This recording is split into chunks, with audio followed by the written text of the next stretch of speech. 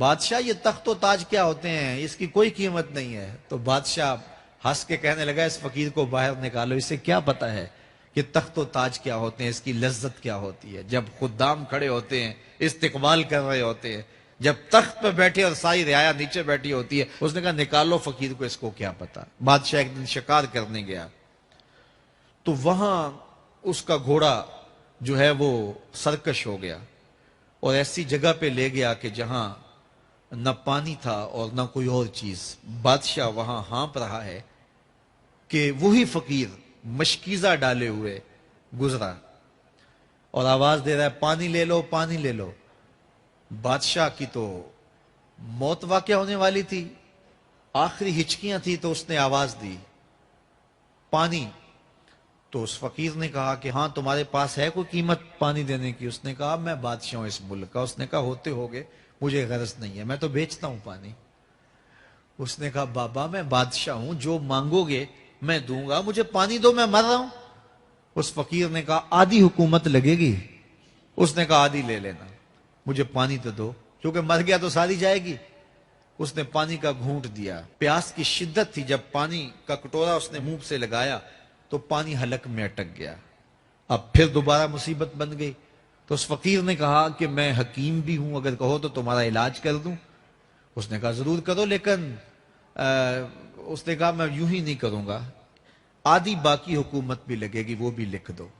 اس نے چمڑے کے اوپر لکھوا لیا، ساری حکومت لکھوا لی، اور اس نے اس کا علاج کیا فوری۔ جو اس کے پاس ٹوٹکا ٹونا تھا تو اس کا پانی حلق سے نیچے اتر گیا۔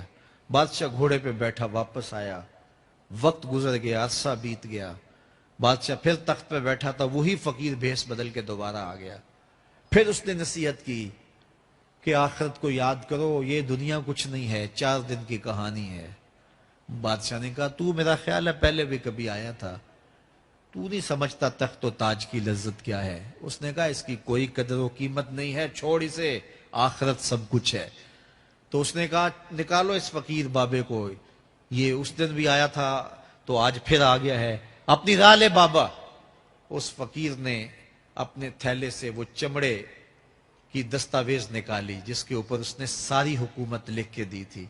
اس نے کہا بادشاہ یہ ہے تیری حکومت کی قیمت، صرف 2 گھونٹ پانی، جس پر تو نازاں ہے، جس پر تجھے فخر ہے، تو قبل اس سے سورج مغرب سے طلوع ہو جائے، توبہ کا دروازہ بند ہو جائے، سانسیں اٹک کے حلق تک آ جائیں، اور ہماری زندگی کا دفتر سمیٹ دیا جائے، اور پھر پچھتائیں ہائے جو چند لمحے ضائع کیے، ہائے جو زندگی برباد کی، وہ کیوں برباد کی۔ کل کے پچھتاوے سے بہتر آج کا پچھتاوا، زندگی پلٹ ہوگا، وقت پر کافی ہے ایک قطرہ بھی آب خوش ہنگام کا، جل گیا جب کھیت برسا می تو پھر کس کام کا۔ آئیے میں اور آپ اپنی زندگی کو مالک کی چوکھٹ پہ، مالک کی دہلیز پہ لے جائیں، اس کے حضور سچی توبہ کریں، رجوع لائیں، اپنے گناہوں سے معافی مانگیں، وہ کریم ایک آنسو سے سارے گناہ معاف کر دے گا۔ اپنی آخرت کی تیاری کریں، کاروبار دنیا بھی کریں، لیکن اصل ہماری زندگی آخرت کی زندگی ہے۔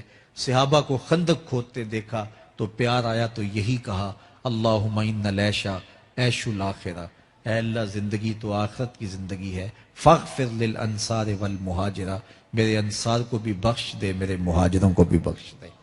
تو اللہ تعالی ہم سب کی مغفرت فرمائے۔ انسان کو اللہ تعالیٰ نے اتنی نعمتیں عطا کی ہیں کہ اگر وہ ان کا احساس کر لے تو کبھی بھی ناشکری اس کے انداز سے، رویے سے اور اس کی طرز زندگی سے ظاہر نہ ہو، بلکہ اس کا سانس سانس جو ہے وہ اللہ کا شکر کرے، اللہ کی تقدیس کے گیت گائے۔ لیکن یہ انسان ناشکرہ ہے۔ وَإِنَّهُ عَلَى ذَلِكَ لَشَهِيدٌ، اس پر اسے کوئی خارج سے گواہی کی ضرورت نہیں ہے، وہ خود اس پہ گواہ ہے، اسے خود پتا ہے کہ میں کتنا ناشکر۔ ذرا اندر اتر کے دیکھے تو اس نے کیا اس کی نعمتوں کا شکر ادا کیا ہے، اس کی کتنی بڑی نعمتیں ہیں حضرت انسان کو۔ انسان غور کرے، تدبر کرے۔ میں کئی دفعہ یہ بات بتا چکا ہوں، میرا ایک ملنے والا ہے، پیر بھائی ہے، تو اس کو مسئلہ کیا ہے کہ یہ جو منہ میں لعاب آتا ہے اس کی مقدار کم ہے۔ تو بنیادی طور پہ وہ لیکچرار ہے، تو اس نے روز جو ہے وہ طلباء کو لیکچر دینا ہوتا ہے تو 15 منٹ نہیں بول پاتا کہ منہ خشک ہو جاتا ہے. اب ہم نے کبھی اس کو نعمت سمجھا؟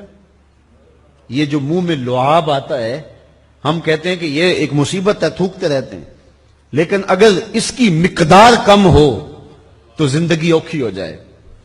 یہ نظام انہضام پہ بھی اثر انداز ہوتا ہے, اور پھر اس کی بینائی بھی کمزور ہو گئی, ایک آنکھ کی بینائی تو بالکل ختم ہو گئی. مرض کیا ہے, مسئلہ کیا ہے, کون سی نعمت کم مل رہی ہے؟ پانی نہیں مل رہا, مل رہا ہے. آکسیجن نہیں مل رہی ہے. گردش خون جاری ہے. کمی کیا ہوئی؟ کبھی سوچا بھی نہیں ہم نے. لعاب کی مقدار ضرورت سے کم ہے تو زندگی مشکل ہو گئی. انسان یہ لعاب جس کی اہمیت تیری نظر میں کوئی نہیں, یہ کم ہو تو پھر زندگی عذاب بن جائے. تو اللہ نے جو تجھے نعمتیں دی ہیں اگر وہ نہ ہوں تو پھر بتا زندگی کیسے گزرے. تو انسان کو اتنی نعمتیں دی ہیں اللہ نے, اتنا کچھ عطا کیا ہے. اوناسس نامی دنیا کا امیر ترین شخص تھا, اس کی آنکھوں کے پپوٹے کام کرنا چھوڑ گئے. یہ آٹومیٹک سسٹم رب نے لگایا ہوا ہے, ادھر سے تنکا اڑا, ادھر آنکھ بند ہو گئی. اب ڈاکٹر سلوشن ٹیپ لگا کے اس کی آنکھ کھولتا تھا اور جب سوتا تھا تو ٹیپ لگا کے بند کر دیتا تھا. کسی نے اس سے پوچھا کہ زندگی کی سب سے بڑی آرزو, کہا کاش اپنی آنکھیں اپنی مرضی سے کھول سکوں. کہا اس کے لیے کوئی قیمت پیسے دینے پڑے تو کتنے دے گا؟ کہا ساری دولت لگا دوں گا. کبھی ہمیں یہ احساس ہوا؟ بہت سارے لوگوں کو آج پتا چلا ہوگا یہ بھی ایک سسٹم ہے, ایسا ہے رب نے قدرتی لگایا ہوا ہے, اس پر کوئی بل ہی نہیں کبھی آیا. آپ 3 مہینے بل نہ دے تو وابڈا والے میٹر کاٹ دیتے ہیں کہ نہیں, بجلی کاٹ دیتے ہیں, سوئی گیس والے کنیکشن کاٹ دیتے ہیں, لیکن ساری زندگی رب کو سجدہ نہ کرو. اس نے کبھی سورج کو نہیں کہا کہ اس نافرمان کے گھر تیری روشنی نہیں جانی چاہیے. اس نے کبھی چاند کو نہیں کہا کہ تیری چاندنی اس کے آنگن میں نہیں جانی چاہیے. جس طرح با یزید کے گھر میں سورج کی کرنیں جاتی ہیں, اس نافرمان کے گھر میں بھی ایسے ہی جاتی ہیں. تو انسان کو اللہ نے بڑا کچھ دیا, لیکن یہ اس کے باوجود ناسپاس ہے, ناشکر گزار ہے. تو کہا اس کے لیے کوئی اس کو خارج سے دلیل لینی چاہیے. انسان اگر اپنے پہ غور کرے تو انسان کے اندر ہی سب کچھ ہے. میں کہاں کھڑا ہوں مجھے پتا ہے, آپ کہاں کھڑے ہیں آپ کو پتا ہے. یہاں میں واز کر رہا ہوں, تلقین کر رہا ہوں, نصیحت کر رہا ہوں, آپ کی نظروں میں بہت اچھا ہوں گا. میں اچھا ہوں یا نہیں ہوں میں اچھی طرح جانتا ہوں. آپ میری نظروں میں بہت اچھے ہیں, آپ اچھے ہیں یا نہیں ہیں یہ آپ اپنے سے پوچھیں, آپ اچھی طرح جانتے ہیں. انسان اپنی حقیقت سے خود آگاہ ہے کہ وہ کس جگہ کھڑا ہے, وہ جانتا ہے. وَإِنَّهُ عَلَىٰ ذَلِكَ لَشَهِيدٌ. اسے خارج سے کوئی دلیل نہیں چاہیے. آج وقت ہے اپنا رب سے جوڑ لیں. اس کی رحمتوں کے دروازے کھلے ہوئے, اس کی کرم نوازیوں کا می برس رہا ہے. یہ موسم نور ہے نا, ایک نیکی کرو 70 نیکیوں کا ثواب ملتا. کرم نوازیوں کی برکھا برستی ہے. وہ ایک فقیر تھا, وہ بازار میں کھڑا رو رہا تھا. کسی نے رک کے پوچھا, کہا بابا کیوں رو رہے ہو, کیا ہوا ہے تمہیں؟ کسی نے مارا ہے, تنگ کیا ہے, بھوک کی شدت ہے, کیا ماجرا ہے؟ کہا نہ بابا یہ میرے مسئلے نہیں ہیں. کہا پھر کیوں کھڑے ہو؟ وہ مجذوب تھا. کہنے لگا میرا پروگرام بنا کہ بندوں کی اور رب کی صلح کروا دوں. تو کہا پھر کیا ہوا؟ کہا وہ تو مانتے ہیں یہ نہیں مانتے. وہ تو کہتا ہے لے آئے نے میری دہلیز پہ, ایک آنسو سے سارے گناہ معاف کر دوں, لیکن یہ میری سنتے ہی نہیں ہے. ایسا پیار ہو گیا دنیا سے, میری بات ہی نہیں سمجھتے. میں انہیں سمجھاتا ہوں, آگے سے مجھے پتھر مارتے ہیں. میں ان کی خیر کے لیے ان کو کہانی سنا رہا ہوں, میاں یہ دنیا عارضی ہے, لیکن یہ مجھے گھور گھور کے دیکھتے ہیں. مجھے ان کی عقل پہ رونا آ رہا ہے. وہ کہتا ہے لے آ میری چوکھٹ پہ, ابھی معاف کر دوں گا, ایک آنسو سے سارے گناہ دھو ڈالوں گا, سمندر کی جھاگ کے برابر بھی گناہ ہیں تو مٹا ڈالوں گا. لیکن یہ سمجھتے نہیں ہیں. خیر وہ چلا گیا. اگلے دن گیا تو قبرستان کے قریب سے گزرا تو وہ فقیر وہاں کھڑا رو رہا تھا. تو وہ پھر رو گیا. کہا بابا عجیب کہانی ہے تیری, بازاروں میں بھی روتا ہے اور قبرستانوں میں بھی روتا ہے, آج کیا مسئلہ ہے؟ کہا آج بھی میرا کل والا ہی مسئلہ ہے. کہا آج کیا مسئلہ ہے؟ کہا آج میں ادھر آیا تھا کہ ان کی اور رب کی صلح کروا دوں. تو کہا آج پھر کیا بنا؟ کہا آج یہ مانتے ہیں وہ نہیں مانتا. تو قبل اس سے کہ وہ وقت آئے کہ پھر وہ نہ مانے, آج لے ان کی پناہ, آج مدد مانگ ان سے, کل قیامت کو نہ مانیں گے اگر مان گیا. تو یہ تھوڑا وقت ہے زندگی کا, اس زندگی کو غنیمت سمجھے.